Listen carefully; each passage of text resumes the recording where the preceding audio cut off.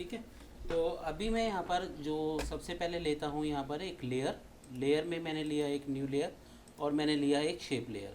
अभी shape layer पर अगर मैं कोई आइटम बनाता हूँ, जैसे सपोज़ करो मैंने ये आइटम बनाया, तो शेप लेयर में मेरे पास यहाँ पे पॉलीस्टार ऐड हो जाता है।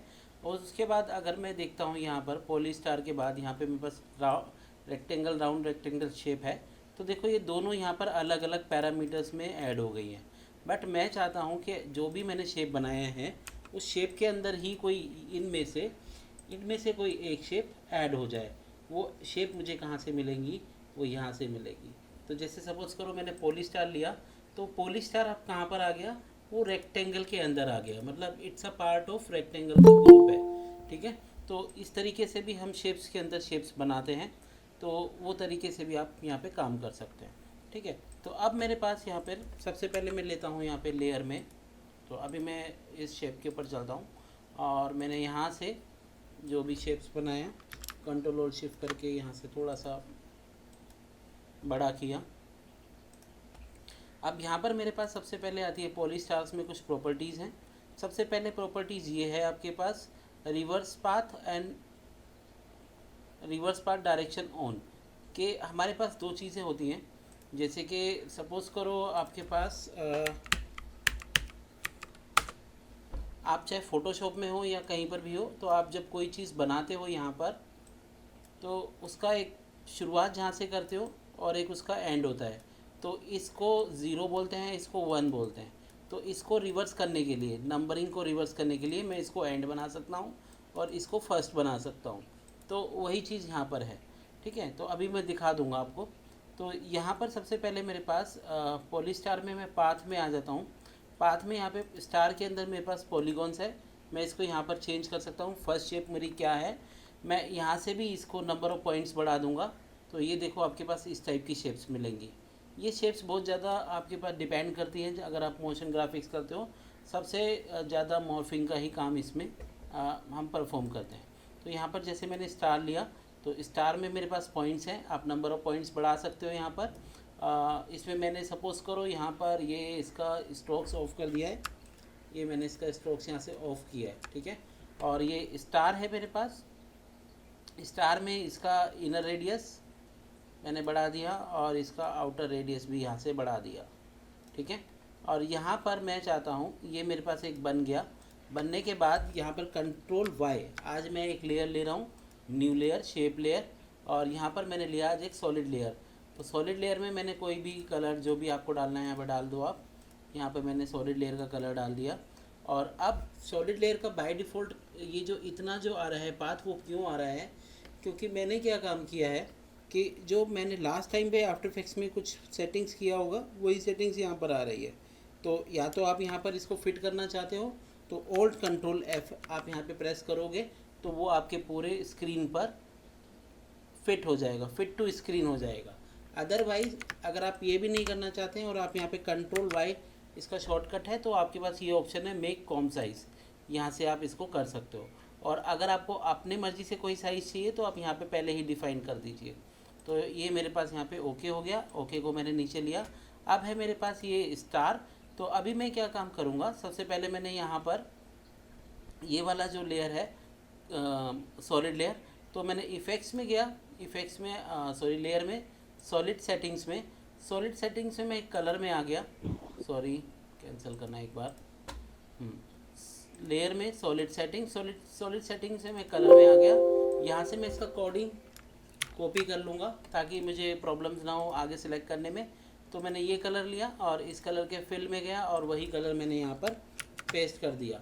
तो आपके पास इस तरीके से भी आप पेस्ट कर सकते हो। तो यहाँ पर मैंने वो सिमिलर कलर लेने के बाद मैंने उसको थोड़ा सा यहाँ पर फेड आउट कर दिया, ये थोड़ा सा इस टाइप से कर दिया, ये कलर लिया और यहाँ पर टी प्रेस किया और यहाँ पे मैंने उसका ओपेसिटी डाउन कर दिया।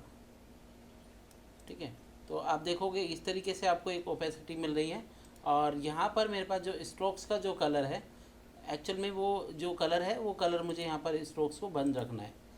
ये मेरे पास यहाँ पर एक मेरे पास स्क्रीन में बन गया। थोड़ा सा कलर मुझे थोड़ा अजीब लग रहा है, तो मैं थोड़ा सा चेंज कर रहा हूँ। मेरे पास यहाँ पर हाँ ये कलर ले लेते हैं। ठीक है। तो ये स्क्रीन में आ गया मेरे पास। और आपको यहाँ पे पता ही है, अगर मैं यहाँ पे रोटेशन लगाता हूँ तो ये मेरे पास रोटेट होगा यहाँ से, ठीक है, ये रोटेट 0 से। तो आपने देखा होगा बहुत सारी टीवी एड्स होती हैं, उनके पीछे कुछ बैकग्राउंड्स बनते हैं। ये लेयर मैंने 15 मिनट की बना दी है, तो मैं इसको कम कर देता हूँ पहले 0, और यहाँ से 15 सेकंड की जगह पे 5 सेकंड कर लेते हैं, ठीक है। तो ये मेरे पास 5 सेकंड्स आ गए और मैंने यहाँ पे इसमें रोटेशन दे दिया, तो ये मेरे पास यहाँ पे रोटेशंस आ गए। तो ये आपके पास यहाँ पे वो स्क्रीन में घूमता रहेगा, ठीक है। तो इस टाइप से हम यहाँ पे करते हैं। तो यहाँ पर जो हमारे पास सर्कल्स में जो आती है, ये पॉलीस्टार में मेरे पास दो चीज़ें हैं। सबसे पहले पाथ से रिलेटेड है, पॉइंट, नंबर ऑफ पॉइंट, और यहाँ पर आपके पास है, हाँ आप एक चीज़ और कर सकते हो, यहाँ पर पॉइंट में भी आप यहाँ पे एनिमेशन कर सकते हो। शुरू में 0 और आगे चला मैं यहाँ पर मैंने इसको 100 बढ़ा दिया, तो बढ़ते बढ़ते वो बढ़ गया, यहाँ से ये बढ़ा और आगे चलते चलते कुछ और बन गया, ठीक है। तो उसी हिसाब से आप जितनी भी कीज़ हैं उन सभी कीज़ में आप यहाँ पर वो चीज़ें कर सकते हो।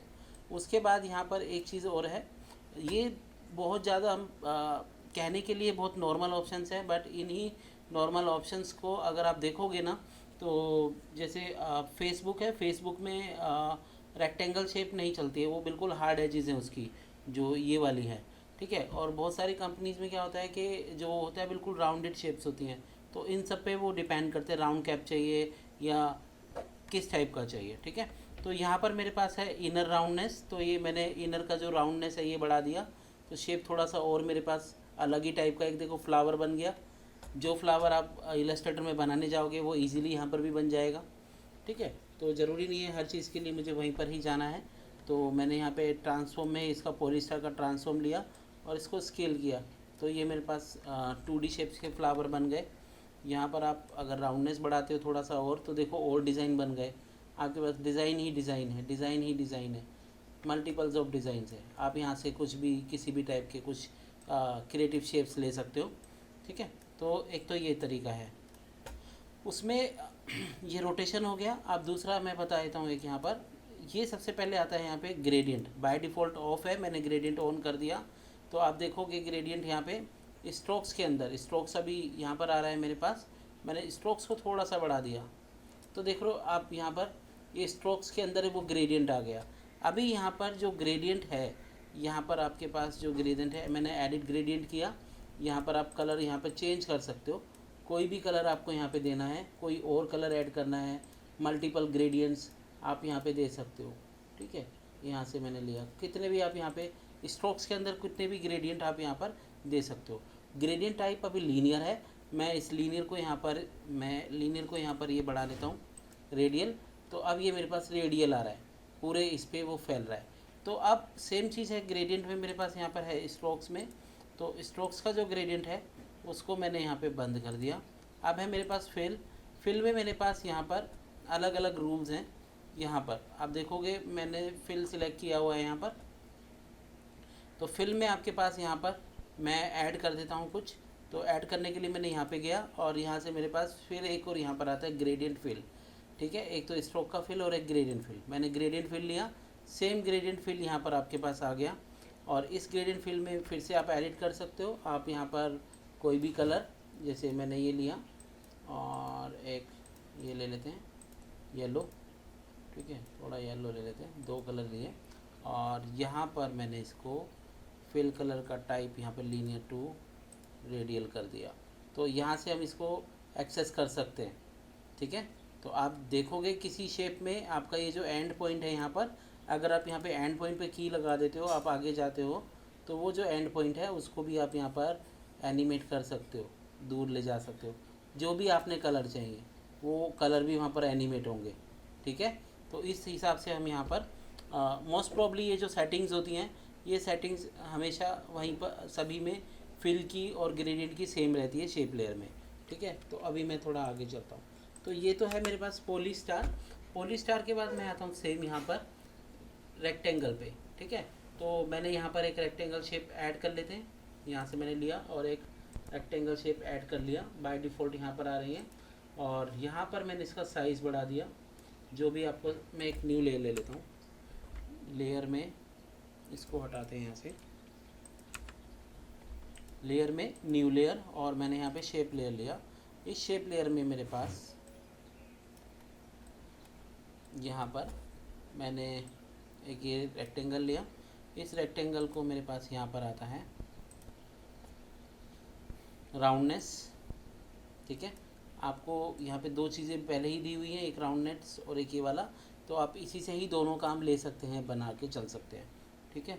तो यहाँ से मेरे पास राउंडनेस है, राउंडनेस में भी आप एनिमेशन सभी चीज़ों में कर सकते हो। इस बार मैंने यहाँ पे स्ट्रोक्स ऑन किया। अब ये स्ट्रोक्स का जो विड्थ है आप आपसे भी कर सकते हैं, यहाँ से भी, और मैं यहाँ से भी स्ट्रोक्स की जो विड्थ है वो मैं यहाँ से भी इसको कम कर सकता हूँ, ठीक है।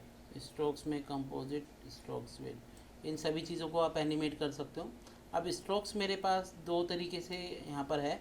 एक तो ये मेरे पास राउंडेड आ रहा है ये, अगर मैं यहाँ पे कैप को चेंज करूँ, मैं प्रोजेक्ट कैप करता हूँ, तो वो चीज़ अभी यहाँ पर पॉसिबल नहीं है, क्योंकि मैंने कौन सा लिया हुआ है, इसको राउंडनेस किया हुआ है। तो मैं अगर यहाँ पर इसकी जो राउंडनेस थी मैंने यहाँ पे ली थी, उसको ज़ीरो करता हूँ, और यहाँ से मैं इसकी लाइन कैप्स को, सॉरी ये लाइन कैप है, ये अभी काम नहीं करेगी, बताता हूँ कब काम करेगी, ठीक है। तो इतना मेरे पास यहाँ पर राउंडनेस से रिलेटेड वर्ड है। तो उसके बाद यहाँ पर सबसे पहले आपके पास आता है यहाँ पर स्ट्रोक का विड्थ, और उसके नीचे आती हैं ये दो ऑप्शंस, मीटर जॉइंट और लाइन जॉइंट। अब यहाँ पर आप देख रहे हो मीटर लिमिट क्या है, 4 है। मैं एक बार यहाँ पर इसको कम करता हूँ, तो देखो अभी भी कुछ नहीं हो रहा है। तो अभी देखो यहाँ पर कैसे होगा काम। तो मैंने डैशेस में आ गया, यहाँ पे डैशेस में मैंने यहाँ पर एक बार क्लिक किया तो मेरे पास डैशेस ऐड हो गए और एंड ऑफसेट ऐड हो गए। तो अब ये जो डैशेस हैं मेरे पास, इन डैशेस पे मैं क्या काम करूँगा, मैंने कम ज़्यादा किए, तो देखो ये मेरे पास यहाँ पर, वो मेरे पास यहाँ पर स्ट्रोक्स, जैसे हम लाइंस को स्ट्रोक्स में डिवाइड करते हैं, वो सब चीज़ें यहाँ पर आपके पास आती है। यहाँ पर आपके पास ऑफसेट है, बहुत छोटा एलिमेंट है ये, तो ये मैं बहुत छोटा वैल्यू करूँगा तब वो जाके मुझे वहाँ पे नज़र आएगा। तो अब आप यहाँ पे देखोगे ये प्रोजेक्टिंग कैप है, मैंने राउंड कैप लिया तो ये सब राउंड कैप्स हो गई, ठीक है। और यहाँ पर मैंने वेबल जॉइंट अभी यहाँ पर है नहीं, वेबल वाला ये वाला जॉइंट, तो यहाँ पर आप वेबल जॉइंट्स ले सकते हो। और अलग टाइप के यहाँ पर आपके पास जॉइंट में आपके पास प्रोजेक्टिंग कैप है, तो ये कैप प्रोजेक्ट्स हो गई। तो इस टाइप से आप यहाँ पे ले सकते हैं। तो मीटर में मेरे पास यहाँ पर क्या आता है, मीटर जो लिमिट है, मीटर में लिमिट है कि मैंने यहाँ पर जो एक बार जो लिमिट दे दिया उस लिमिट से ऊपर ये नहीं जाएगा। तो मैं अभी जब आपको एक प्रोजेक्ट कराऊंगा, उस प्रोजेक्ट्स में इस मीटर का क्या यूज़ है वो मैं आपको दिखाऊंगा, अभी आपको यहाँ पे पता नहीं लगेगा विजुअल्स में, ठीक है। तो इतना यहाँ पर हो जाने के बाद अभी मैं यहाँ पर मैं चाहता हूँ कि ये जो स्ट्रोक्स है रिवर्स हो जाए। तो यहाँ पर देखो सबसे पहले मैंने रिवर्स किया तो वैल्यू रिवर्स हो गई, तो मतलब वो उसका एंड और फर्स्ट, ये इसका रिवर्स पाथ हो गया, एंड फर्स्ट बन गया और फर्स्ट एंड हो गया। तो यहाँ से हम किसी भी टाइम इसको चेंज कर सकते हैं, ठीक है। तो ये आपके पास आता है यहीं से, सेम सभी प्रॉपर्टीज सेम है सभी ऑब्जेक्ट्स में। तो उसके बाद मैं नेक्स्ट लेता हूँ लेयर में न्यू लेयर, शेप लेयर, और फिर से मैंने एक और शेप लेयर लिया। और उसके बाद यहाँ पर मेरे पास पॉलीगॉन है, ये दोनों से आप लोग ऑलरेडी अवेयर हो, अभी जो अभी थोड़ी देर पहले मैंने बताया है वही सेम चीज़ है, इसमें कुछ नया नहीं है, ठीक है। तो यहाँ पर सबसे पहले मेरे पास आज मैंने एक लाइन बनाई शेप लेयर पर, और सॉरी एक रेक्टेंगल पार्ट ले लेते हैं, ये एक रेक्टेंगल पार्ट लिया, और इस रेक्टेंगल पार्ट पर मैंने यहाँ पर स्ट्रोक्स डाल दिया और स्ट्रोक्स की विड्थ को कम कर दिया, ठीक है। और मैं रेक्टेंगल पाथ में यहाँ पर आ जाता हूँ ट्रांसफॉर्म फिल में, सॉरी स्ट्रोक्स में मेरे पास मैं एक बार में ये डैशेस पे क्लिक करूँगा तो मेरे पास इस टाइप के ये आ जाते हैं। और मैं एक और बार क्लिक करूँगा तो मेरे पास और भी ऑप्शंस यहाँ पर गैप से रिलेटेड ऑप्शन आ जाएगा कि मुझे गैप कंट्रोल करना है। आपको यहाँ पे अगर एक और बार करोगे फिर से डैश आ जाएगा, फिर आपके पास दूसरा डैश आ जाएगा यहाँ पर, सॉरी हाँ ये दूसरा डैश आ गया। अब आप दूसरे डैश का क्या साइज़ रखना चाहते हो, और उसके बाद फिर एक और बार क्लिक करोगे फिर एक और गैप आ जाता है, फिर उसके अंदर कौन सा आप यहाँ पर स्ट्रोक्स का साइज़ रखना चाहते हो। तो मैं चाहता हूँ आप इन ऑप्शंस के साथ आज थोड़ा प्ले करो। और यहाँ पे मिरर जॉइंट की जगह पे मैंने लाइन कैप में मैंने राउंड कैप ले लिया ये, और अब मैं यहाँ पर इसको एनिमेट करूँगा।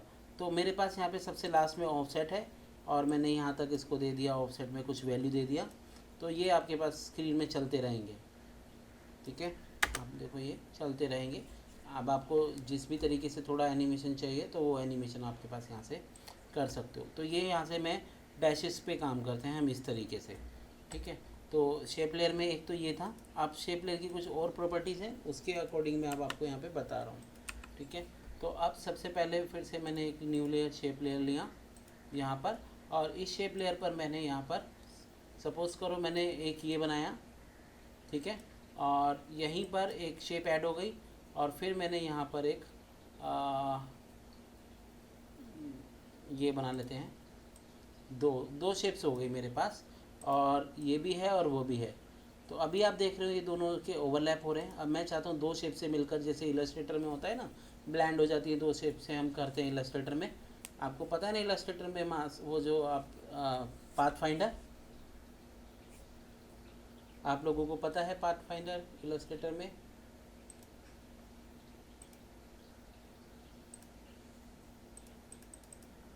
हेलो, अरे यार ये क्या हो गया?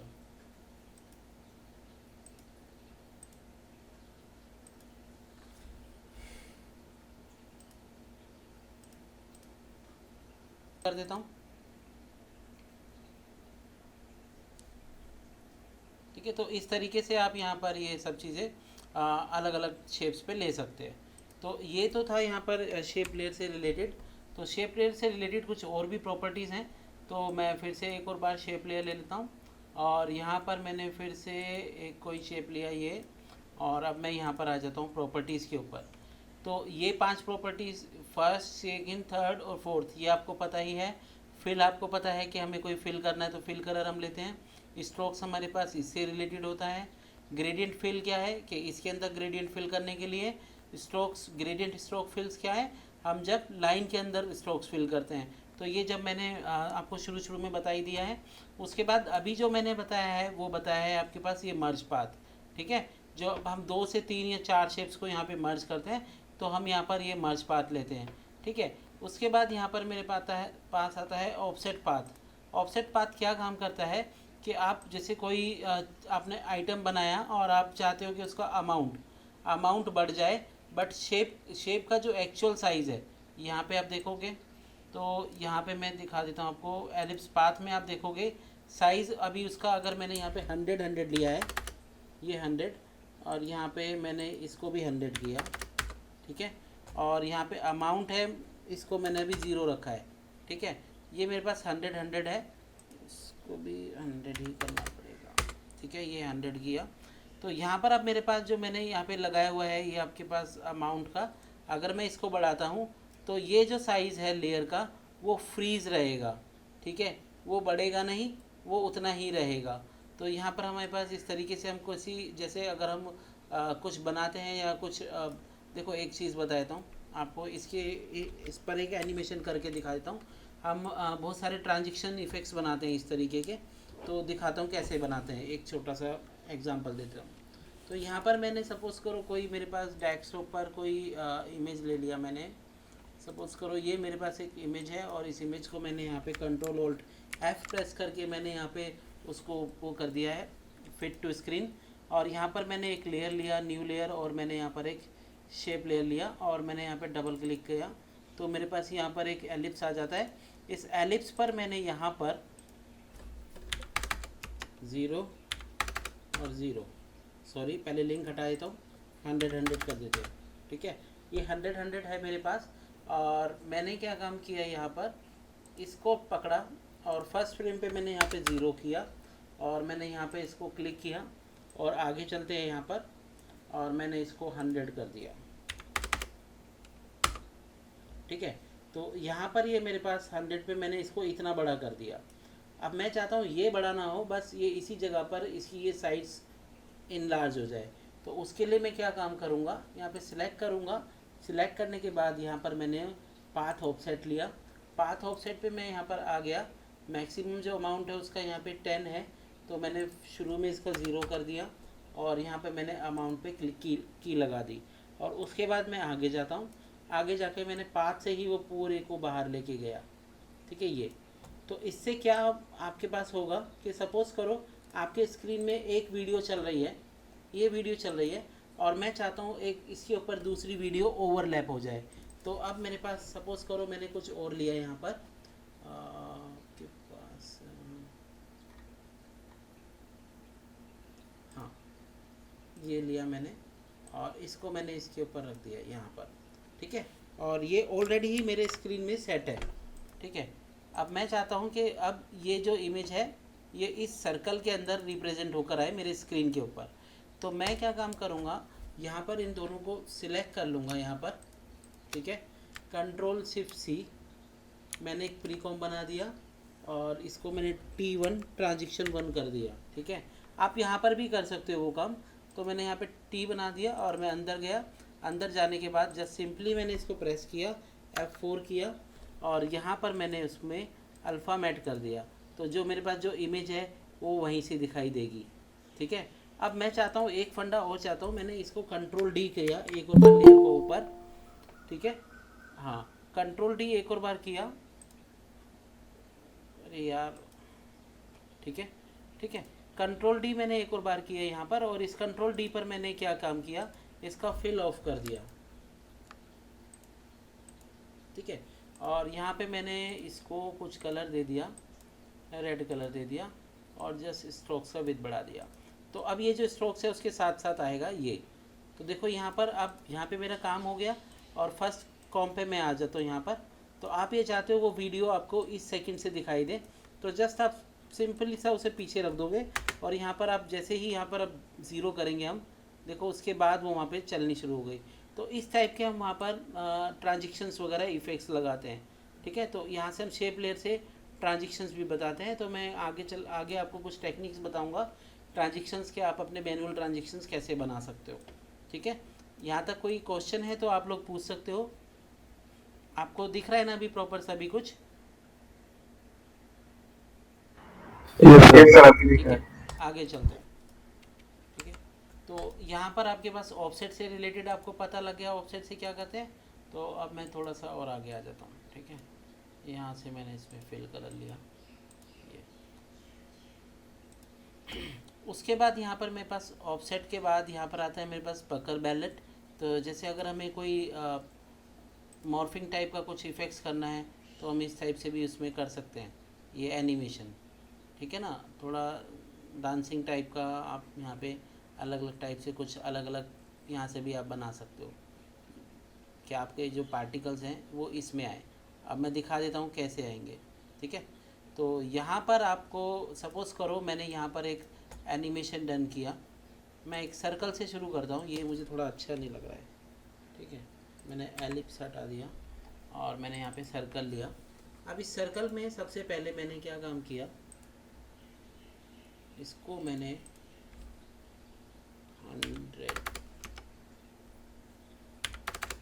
100 किया, और स्ट्रोक्स मैंने यहाँ पर नहीं लिए अभी। मैं स्ट्रोक्स को यहाँ से हटा देता हूँ, कैंसल स्ट्रोक्स, यहाँ पर ये स्ट्रोक्स कैंसिल हो गया, ठीक है। तो ये मेरे पास एक सर्कल है, और मैंने यहाँ पर ये सर्कल पे कुछ इफ़ेक्ट्स करना चाहता हूँ। तो मैंने सबसे पहले सर्कल में यहाँ पर एक साइज़ लिया। साइज़ में मैंने शुरू में रखा 0, और मैं यहाँ पे आ जाता हूँ ये, और यहाँ पर मैंने सॉरी गलती कर दी, ठीक है। ये लिंक रहना चाहिए आपके पास क्योंकि मैं ग्लोबल उसे स्केल कर रहा हूँ, ठीक है। ये मैंने की लगाया और यहाँ पर 0 कर दिया, और मैं आगे जाता हूँ यहाँ पर इतने फ्रेम पे मैंने उसे 100 कर दिया। तो ये मेरे पास यहाँ पे 100 हुआ। 100 हो जाने के बाद मैंने चाहा यहाँ पर सिलेक्ट किया और मैंने यहाँ पर इसको पकर बैलेट कर दिया, ठीक है। तो ये मेरे पास पकर बैलेट आ गया। मैंने पकर बैलेट में 0 रखा है यहाँ पर, और ये क्लिक किया और थोड़ा सा आगे जा रहा हूँ यहाँ तक, और मैंने इसको पकर बैलेट में ये थोड़ा सा एक स्टाइल दे दिया, ये स्टाइल, ठीक है। अब ये जो स्टाइल बन गया है, तो अब ये तो मेरे पास एक स्टाइल बन गया।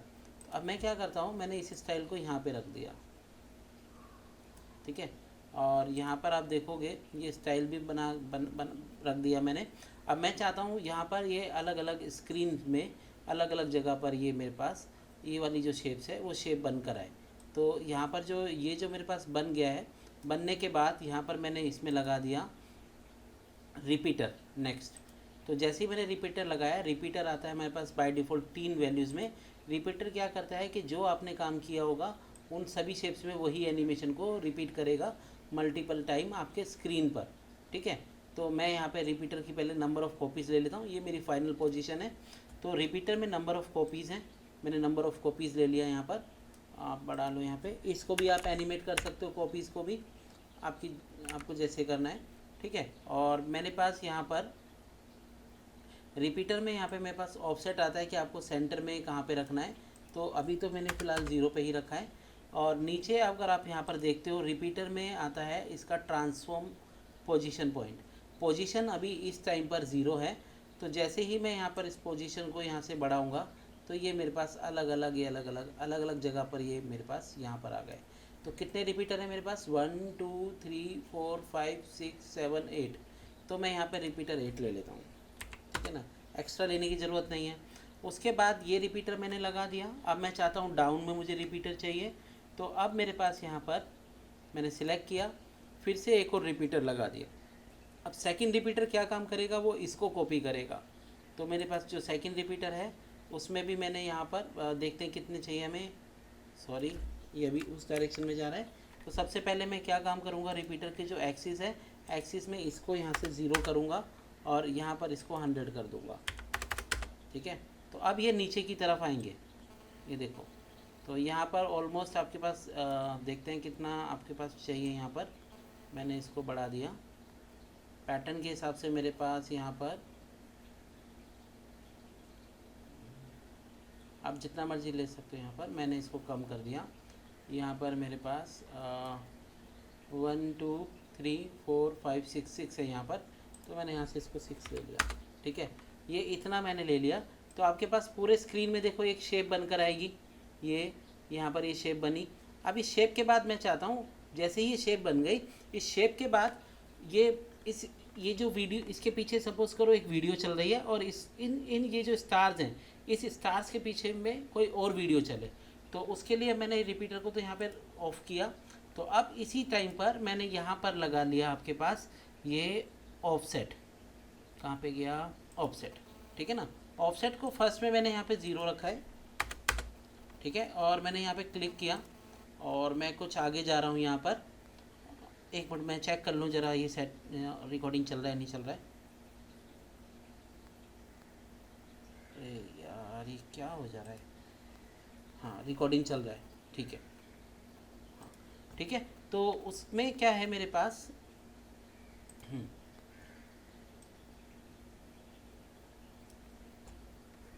ठीक है। तो यहाँ पर मैंने ऑफसेट लगा दिया। ऑफसेट में यहाँ पे की लगा दिया और उसके कुछ फ्रेम बाद मैंने यहाँ पर इसे 100 कर दिया। तो ये पूरे स्क्रीन को फिल कर दिया इसने। तो इसका काम यहाँ पे ख़त्म हो गया। ठीक है, अभी इसने का जो मैंने काम किया है सेम चीज़ है। मैं इसका एक ट्रांजेक्शन बना लेता हूँ। तो जो पहले बार मेरे पास ये ट्रांजेक्शन मैंने बनाया था, अब मैं कोई और इमेज ले लेता हूँ। कोई और इमेज इन द सेंस कोई है यहाँ पर, सपोज करो, चलो ये ले लेते हैं।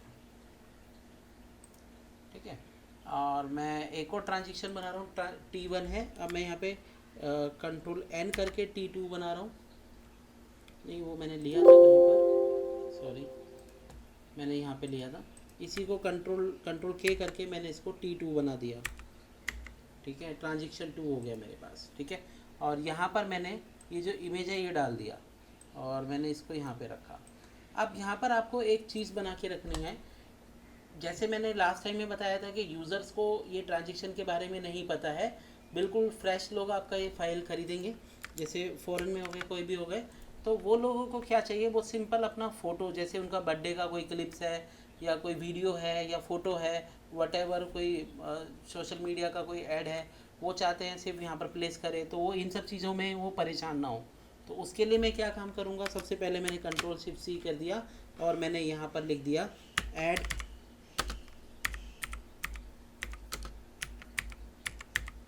ठीक है, सॉरी, यहाँ पे मुझे लिखना है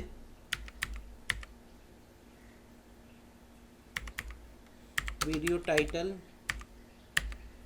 टाइटल 1, टाइटल 2, टाइटल 3, जो आपको वहाँ पे आपको नेम देना है, ठीक है।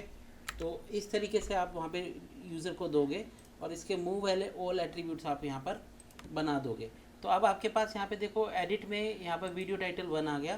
तो अब यहाँ पर मैं सिंपली क्या काम करूँगा, इस वीडियो टाइटल में मैं इसको भी हटा रहा हूँ और मैं बाहर आ गया, मैं हूँ यहाँ पर। तो अब यूज़र क्या काम करेगा, वो क्या काम करेगा, वीडियो टाइटल 1 में जाएगा, सिर्फ वो यहाँ पर अपनी इमेज इंपोर्ट करेगा, कौन सी इमेज चाहिए उसको क्लिक करेगा, वहाँ पर आ जाएगा, बस अपनी इमेज को वो यहाँ पे रख देगा और उसको फिट कर देगा। फिट कर दिया, बाहर आ गया, बस बंद कर देगा। और अब इस वीडियो टाइटल को मैं क्या काम करूँगा, इसको मैंने उठा के, ऑलरेडी मेरे पास है यहाँ पर, तो यहाँ पर मैंने इसको उठा के F4 कर दिया, अल्फ़ाबेट कर दिया, ठीक है। तो ये अब कोई भी इमेज वहाँ पर डाले यूज़र, तो अब वो चीज़ वहाँ पर डिस्प्ले होगी। अब आप चाहो तो यहाँ पर इसके ऊपर स्ट्रोक्स देना चाहते हो तो स्ट्रोक्स भी दे सकते हो, आपकी मर्ज़ी है। तो अब इसमें क्या है कि अगर जिस भी टाइम, जैसे सपोज़ करो ये मेरा टाइटल 2 है, तो यूज़र से सिंपली जाएगा, वो यहाँ पर अपनी कोई भी इमेज, आप सपोज़ करो ये इमेज है, वो ये इमेज रखना चाहता है या 2 इमेज रखना चाहता है, आप उसकी मर्ज़ी है, 50 रखे, 60 रखे, जितनी भी है, वो काम वहाँ पे वही करेगी, वो वहाँ पर उतना ही दिखाई देगा यहाँ पर, ठीक है। तो अभी अगर मैं यहाँ पर देखता हूँ वीडियो टाइटल 2 में और यहाँ पर, तो आपके पास जब ये मेरे पास जो मेन कॉम्प है, ये मैं एक मेन कॉम्प बना रहा हूँ, जिसको हमने यहाँ पे जब लास्ट क्लास में नाम दिया था 1080p ऐसे कुछ नाम दिया था। और उसमें मैंने ये टाइटल्स को, टाइटल 1, टाइटल 2 मेरे पास यहाँ पर है, तो मैं टाइटल 1 को इतनी देर में देखना चाहता हूँ, उसके बाद मैं इसको देखना चाहता हूँ। ये टाइटल 1 आ गया और ये टाइटल 2, ठीक है। इसी हिसाब से हम यहाँ पे कुछ ट्रांजेक्शन्स बनाते हैं शेप लेयर से, जो सबसे ज़्यादा हमारे पास यहाँ पर चलते हैं, ठीक है। तो आगे चलते हैं।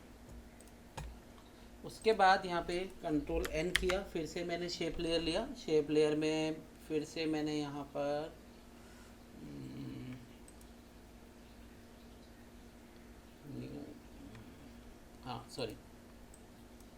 कंट्रोल N लेना है, न्यू कंपोजिशन लेना है, और देखते हैं अभी शेप लेयर में और क्या रह चुका है, वो मैं देखता हूँ। ऑप्शंस देख लेते हैं यहाँ पर। शेप लेयर में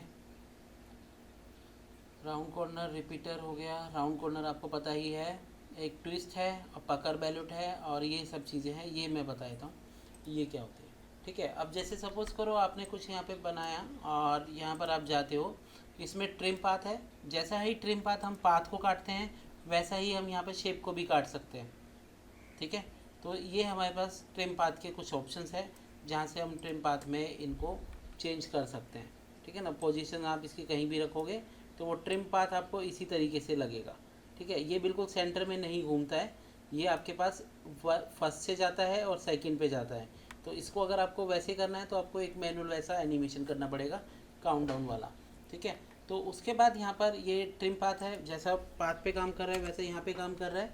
उसके बाद आता है आपके पास यहाँ पर एक और ऑप्शन, जो ऑप्शन है आपके पास ये वाला ट्विस्ट का, ठीक है।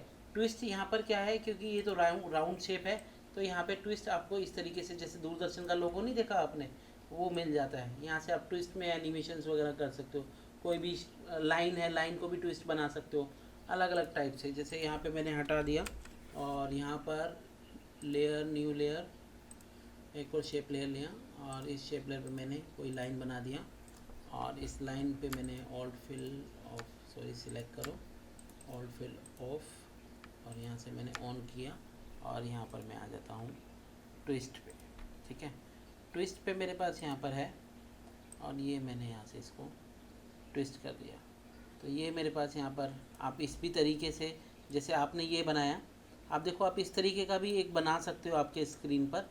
सपोज़ करो जैसे मैंने पहले ये बनाया और उसके बाद फिर मैंने यहाँ पर उसके बाद ऑफसेट पाथ कर दिया और ऑफसेट पाथ को फिर एनिमेट कर दिया, और ये मेरे पास ऑफसेट पाथ एनिमेट हो गया। तो ये इस तरीके के भी आप यहाँ से अलग अलग आप यहाँ से ले सकते हो, ठीक है। तो इस तरीके से भी आप यहाँ पे कर सकते हैं काम, ठीक है। उसके बाद आता है विगल पाथ और विगल ट्रांसफॉर्म और ये विगल जिगजैग, ठीक है। ये 3 ऑप्शन मैं आपको तब कराऊंगा जब मैं नेक्स्ट क्लास में, कि जब मैं कुछ इनसे रिलेटेड कुछ असाइनमेंट पे कराऊंगा, क्योंकि यहाँ पे बताने में उसका कुछ फ़ायदा नहीं है, ठीक है। ये क्या काम करते हैं कि जैसे हम कोई टेक्स्ट वगैरह पे कुछ काम करना है, जैसे उसका मोशन में कुछ है तो पाथ को थोड़ा सा चेंज करना है, या आप देख सकते हो फिर भी अप्लाई करके, बट यहाँ पर मैंने अगर इस तरीके से कुछ बता भी दिया तो आप यहाँ से निकाल सकते हो कोई भी डिटेल्स वगैरह, तो जैसा आप एनिमेशंस में लेते हो। तो ये जस्ट शेप्स हैं, ये आपको पता होनी चाहिए, यूज़ कभी भी आ सकती है। व्हीकल ट्रांसफॉर्म है, तो अब ये व्हीकल ट्रांसफॉर्म में आपके पास ये अलग अलग टाइप से ये ट्रांसफॉर्म होंगी। यहाँ पर आप देखोगे इसका कलराइजेशन है, अभी ये इसके बारे में इतना नहीं पता लगेगा, वो मैं बता दूंगा जब आप एनिमेशन करोगे तब इसके ऊपर मैं आपको बता दूंगा, ठीक है। और यहाँ पर आपके पास है लास्ट में जिगजैग, तो जिगजैग में भी आप कोई भी लाइन को जिगजैग वगैरह या शेप को आप वहाँ से जिगजैग वगैरह कर सकते हो, शेप को मॉर्फ भी कर सकते हैं। मॉर्फिंग करना मैं बताऊँगा, तो अब उस टाइम में भी हम इन सब चीज़ों को यूज़ कर सकते हैं, ठीक है। कोई ज़रूरी नहीं है कि हमारे पास आफ्टर इफेक्ट्स के पूरे टूल्स हमको आने चाहिए, ऐसा नहीं है। आपको आना चाहिए आपका काम, ठीक है। आपके माइंड, अगर आपको काम आता है, आपके माइंड में वो एक तुरंत ही वो फ्रेम्स बन जाता है, और फिर आप काम करना शुरू करते हो तो चीज़ें अपने आप ही आपके पास निकलने लग जाती हैं, ठीक है। तो ये है शेप लेयर से रिलेटेड, ठीक है। आगे चलूँ मैं अब? यस सर, चलें। ओके, ठीक है। तो अब आगे मैं आज आपको बता रहा हूँ कुछ। यहाँ पर लेयर लिया, न्यू कंपोजिशन। अब मैं आज अभी आपको बता रहा हूँ मैं पेन टूल के पाथ के बारे में, ठीक है। यहाँ पर मैं एक शेप ले लेता हूँ, कोई फ्रेम्स ले लेता हूँ। सपोज करो मैंने कोई शेप लेते हैं, ये शेप ले लेते हैं, ठीक है। ये शेप लिया, अब मुझे ये शेप को यहाँ से पूरा निकालना है, मुझे इसका मान लो रोटो करना है या पाथ बनाना है, जो भी है, ठीक है। तो मैं यहाँ पे क्या काम करता हूँ, हम दो तरीके से यहाँ पे काम करते हैं। ये जैसे हमारे पास फुटेज है, फुटेज पर हम यहाँ पे राइट क्लिक करते हैं, दो फुटेज का कॉपी लेते हैं। यहाँ से आप राइट क्लिक कर लोगे और यहाँ पर आप इसको करोगे, एक मिनट,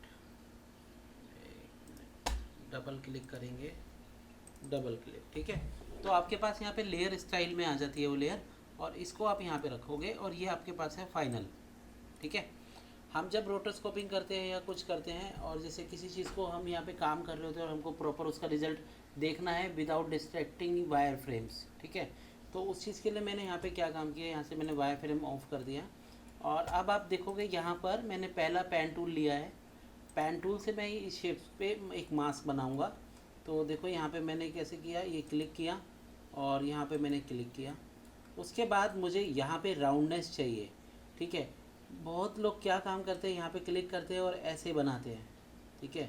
ऐसा बनाने के बाद यहाँ पे कोई पाथ को कट करने का ऑप्शन नहीं होता है, फिर वो जब दूसरी बार यहाँ पे करते हैं तो इसको वो मेंटेन करते रहते हैं, ठीक है। तो हम इस तरीके से बनाते नहीं हैं मास्क, और प्रोडक्शन में भी नहीं बनाते हैं, ठीक है। तो उसके लिए हमको पता होना चाहिए कि ये इमेज में कितने टर्निंग पॉइंट्स हैं। ये टर्निंग पॉइंट्स है, बाद में मैं उसमें ऐड कर सकता हूँ।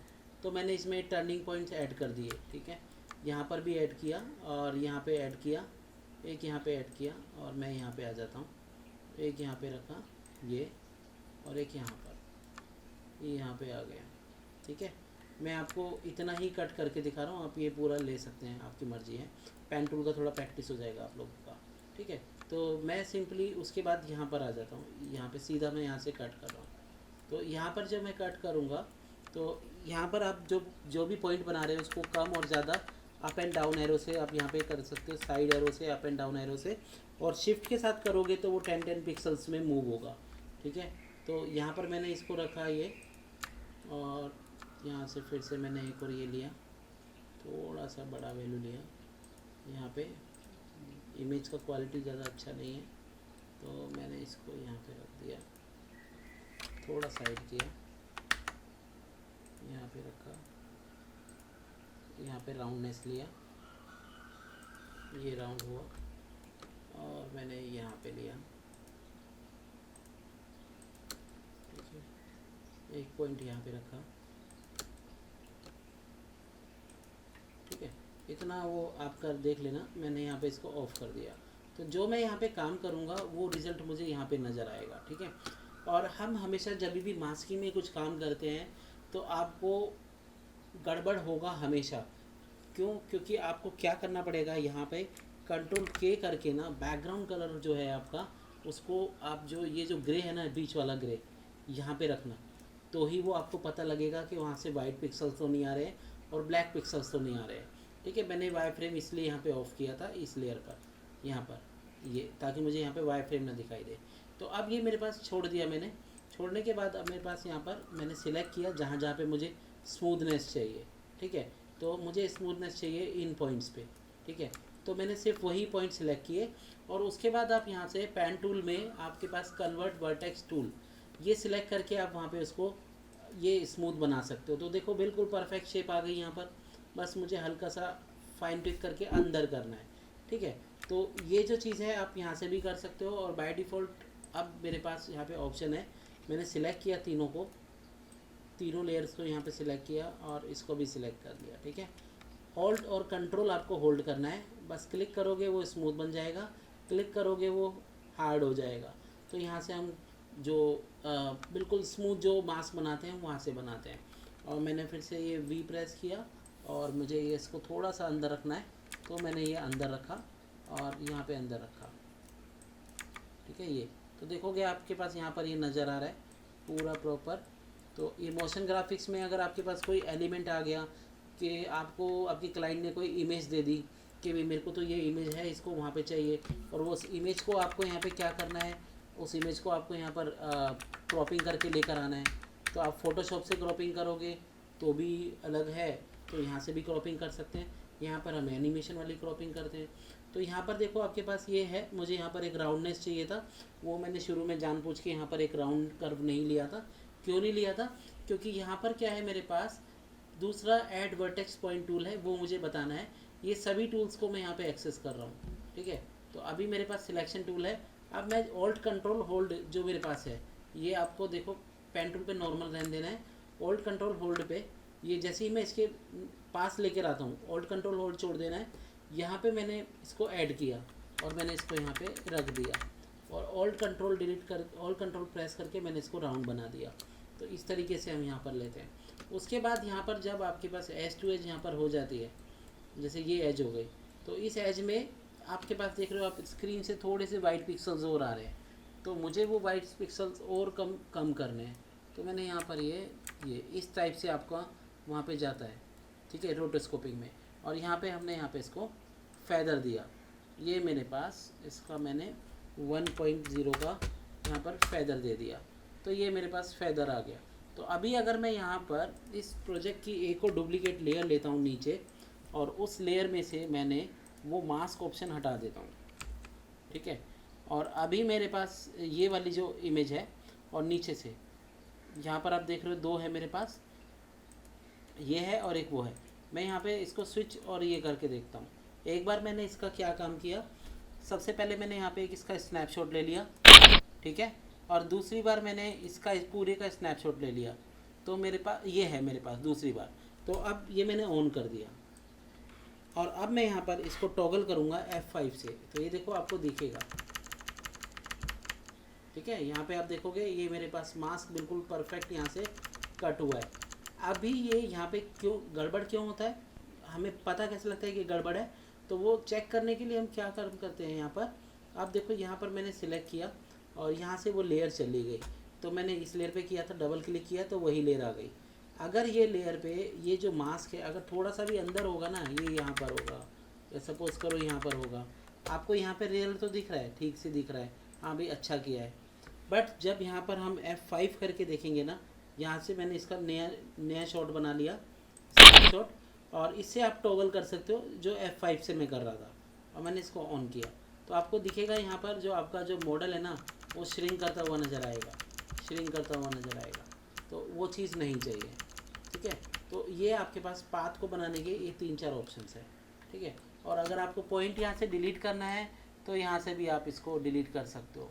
ठीक है, ये यहाँ से मैंने इसको डिलीट कर दिया। आपके पास अलग अलग ऑप्शन है, शिफ्ट जी करोगे तो आपके पास नेक्स्ट ऑप्शन आएंगे, अलग अलग ऑप्शंस आएंगे। ठीक है, तो आप यहाँ से मास्किंग के बारे में ये इतना रिलेटेड था पेन टूल्स के बारे में। ठीक है, यहाँ पे कोई कन्फ्यूज़न है तो आप पूछ सकते हैं। नहीं सर, ठीक है। ठीक है, चलो। उसके बाद मैं आपको अब थोड़ा सा सेटिंग के बारे में बता रहा हूँ, फिर उसके बाद आपको मैं छोड़ दूंगा काम करने के लिए। आपको फिर कोई डाउट होगा तो आप मुझसे पूछ सकते हो। ठीक है, तो यहाँ पर मैं न्यू ले लेता हूँ, न्यू कंपोजिशन, न्यू प्रोजेक्ट्स। ठीक है, ये तो था पेन टूल के बारे में, और ये आपकी लेयर के बारे में कि लेयर का यूज़ हम क्यों कैसे करते हैं। ठीक है, ये है। अब दूसरा यहाँ पर कुछ सेटिंग्स आती हैं। सबसे पहले जब भी आप कहीं पर किसी प्रोडक्शन में जाते हो और आपको कुछ फाइल्स मिलती हैं, तो आप यहाँ पर जैसे उन्होंने बोला कि आपको भाई मुझे 15 फ्रेम्स में 15 फ्रेम पर सेकंड पे मुझे काम चाहिए, मैं एनिमेशन कर रहा हूँ और थोड़ा सा मोशन, स्टॉप मोशन का इनका। ठीक है, तो आप क्या काम करोगे, कंट्रोल एन करोगे, आप उसके सिस्टम पे वेरी फर्स्ट डे बैठोगे और यहाँ पर आप उसको ले लोगे 15। ठीक है, ये 15 आपने ले लिया, और सपोज़ करो मेरे पास यहाँ पर मुझे कुछ इंपोर्ट करना है, और अब आप जो भी इंपोर्ट करोगे, मैंने इंपोर्ट किया, इंपोर्ट फाइल किया, और यहाँ से मैंने ये सभी चीज़ें सीक्वेंस में ले लिया। सीक्वेंस मैंने यहाँ पे ऑन कर दिया और मैं यहाँ पर आ गया। ये सीक्वेंस में आ गई मेरे पास, सीक्वेंस का आइकन ये होता है यहाँ पर, और मैंने यहाँ पर ड्रैग कर दी सीक्वेंस। तो अब ये मेरे पास यहाँ पे जो ये सीक्वेंस में आई है, सीक्वेंस यहाँ पे देखो, सीक्वेंस यहाँ पे प्ले नहीं होगी। क्यों नहीं प्ले होगी? क्योंकि क्या है, सीक्वेंस को चाहिए एक प्रॉपर ऑर्डर चाहिए। सीक्वेंस हमेशा प्रॉपर रीनेमिंग में होगी, तभी वो वहाँ पे काम करेगी। तो मैंने यहाँ से ऑफ किया, तो आप देख रहे हो यहाँ पे मेरे पास अलग अलग नेम्स हैं, तो वहाँ पे कभी काम ही नहीं करेगी। तो मैं थोड़ी देर के लिए ना यहाँ पर रीनेम कर देता हूँ। मैंने इसको 1 कर दिया, 1 किया, और इसको रीनेम किया 2, F2 करके 3 किया, इसको किया F2 4। ठीक है, मैं ये 4 सीक्वेंस यहाँ पे इंपोर्ट कर रहा हूँ, बाकी की नहीं कर रहा हूँ। ठीक है, तो मैंने यहाँ से JPEG सीक्वेंस में इन्हें इंपोर्ट कर लिया, और बाकी में जब आपके पास ऐसा एरर आएगा तो आप समझ लेना आपके फोल्डर में या तो कोई रेंडर मिसिंग है या आगे की सीक्वेंस मिसिंग है, तो वो यहाँ पर आएगी।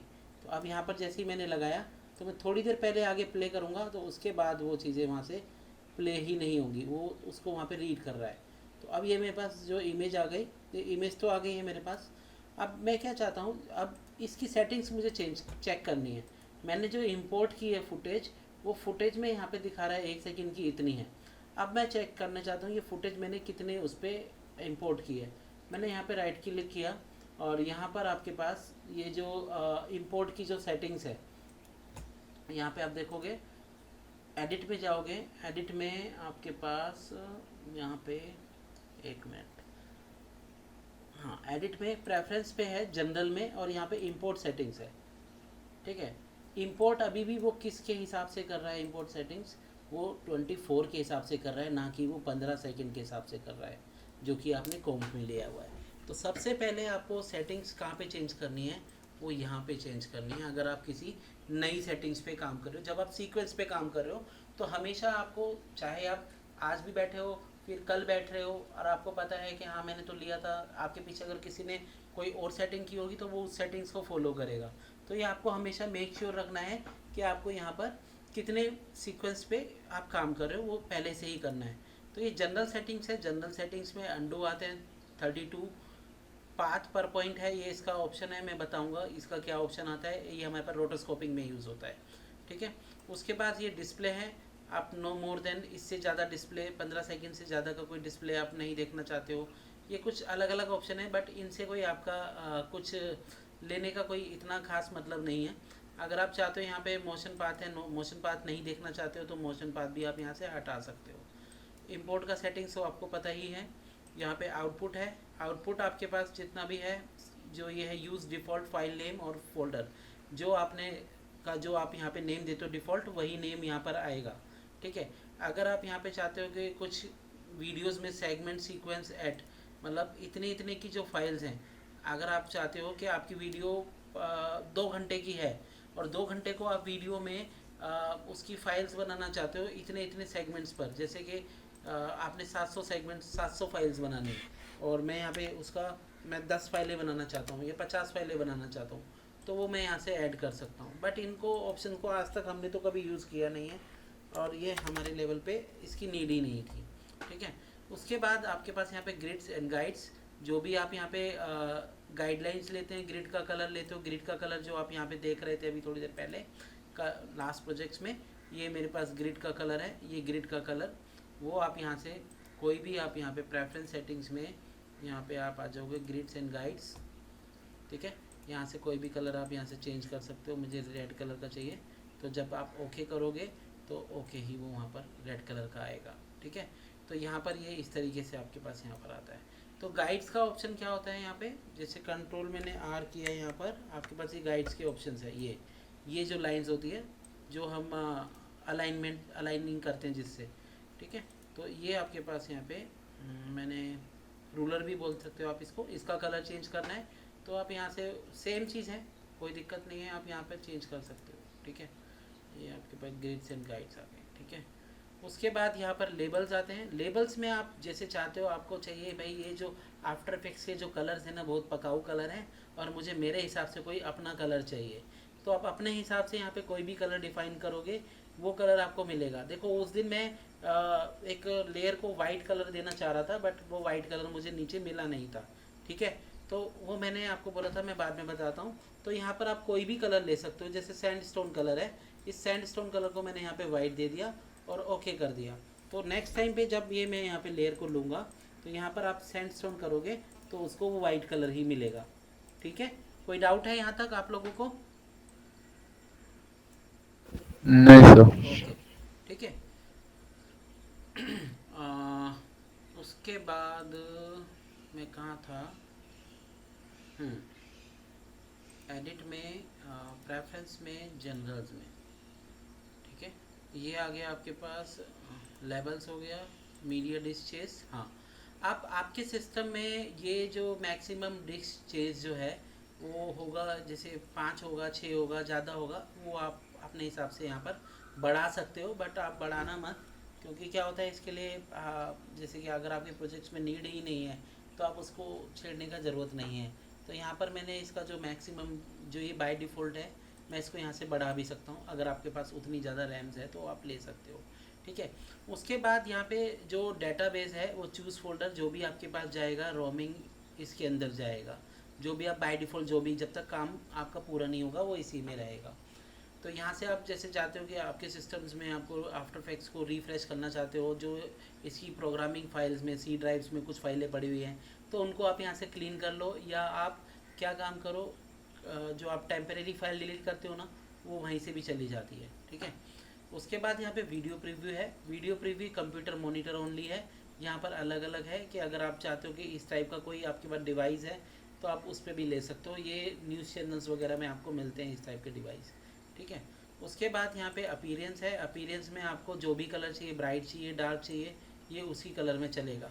अगर आप इस कलर में काम करते हो, तो अगर आप लैपटॉप पे हो तो आप ये कलर करो, तो आपका जो आफ्टर इफेक्ट्स का परफॉर्मेंस है वो अच्छा हो जाएगा और अच्छा देगा काम, ठीक है।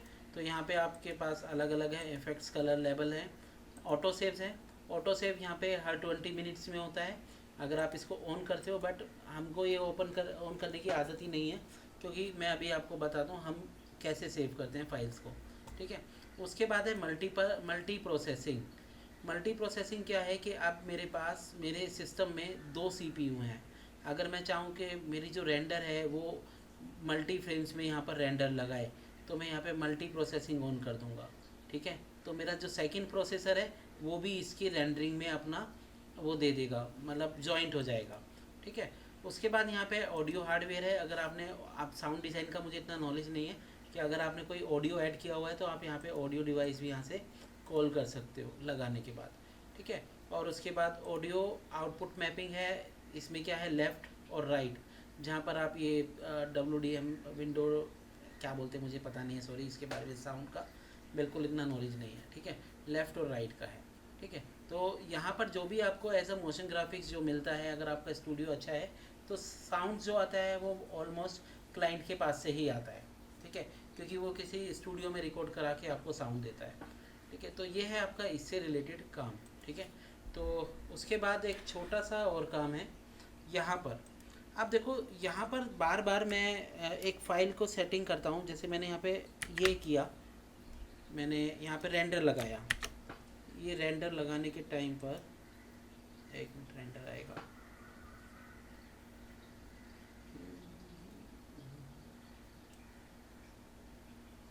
ठीक है, यहाँ पर ये रेंडर आ रहा है। अब इस रेंडर में मैं क्या चाहता हूँ कि बार बार मुझे यहाँ पर ये जो सेटिंग्स लेनी पड़ती है ना, ये सेटिंग्स ना लेनी पड़े। तो मैं यहाँ पे क्या काम करूँगा, मैंने यहाँ पर एक H264 लिया और यहाँ पर जो भी मेरे फाइल है, फाइल का आउटपुट दे दिया, वो सब मैंने यहाँ पे लगा दिया।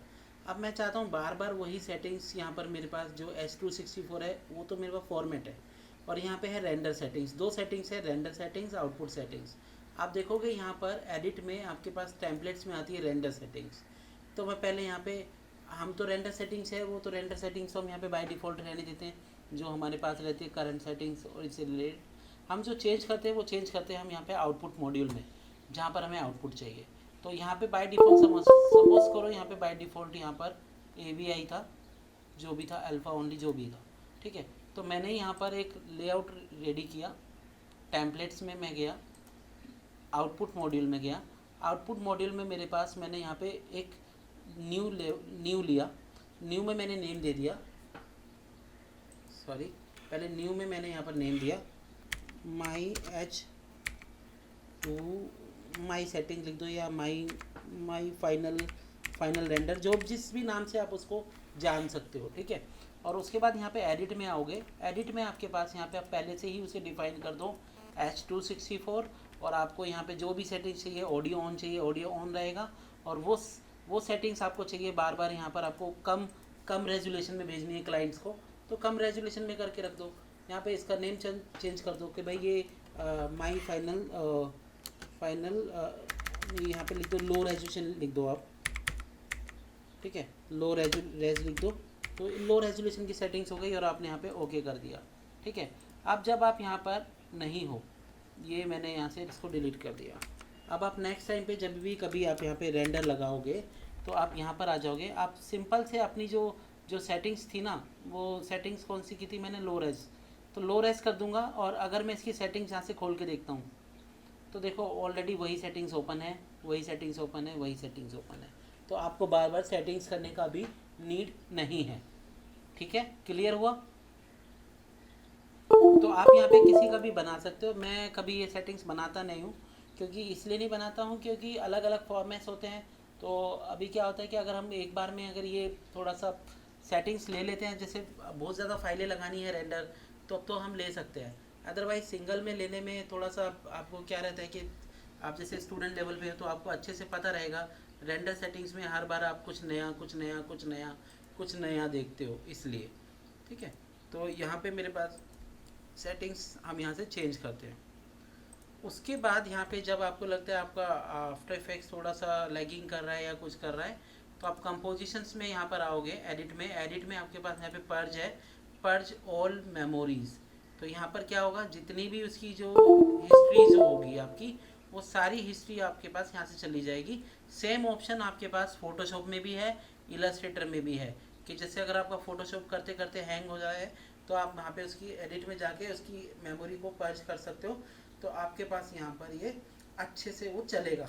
तो मैंने यहाँ पर इसको ऑल कर दिया। तो आज के लिए आपके पास इतना ही था मेरे लिए बताने के लिए। तो अब नेक्स्ट क्लास से मैं कुछ प्रोजेक्ट शुरू करूँगा, उसके लिए आपको ये सब चीज़ों की थोड़ी सी जानकारी ज़रूरी थी, तो आज मैंने ये सारा आपको बताया, ठीक है। अभी आप लोगों को कुछ क्वेश्चन पूछना है तो पूछ सकते हो, मैं वीडियो रिकॉर्डिंग फिर ऑफ कर रखूँगा।